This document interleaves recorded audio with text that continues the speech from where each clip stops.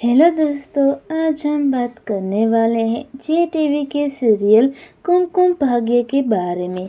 अब होगा बहुत बड़ा धमाका। अब आने वाला है बहुत बड़ा ट्विस्ट। प्राची उसकी फ्रेंड को त्रिशा को तैयार करके मंडप में नीचे लाती है। बाद में प्राची दूल्हा को मुंह खोलने को कहती है, लेकिन के मुंह खोलने को मना कर देता है। प्राची की रिक्वेस्ट के बाद में के मुंह खोलने को चाहता है। तब घर पे आ जाती है पुलिस। अब होगा बहुत बड़ा ड्रामा।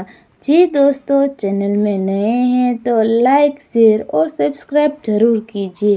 प्राची पर आया है बहुत बड़ा इंजाम। प्राची को पुलिस ले जाएगी के खाने में प्राची ने कुछ मिलाया है।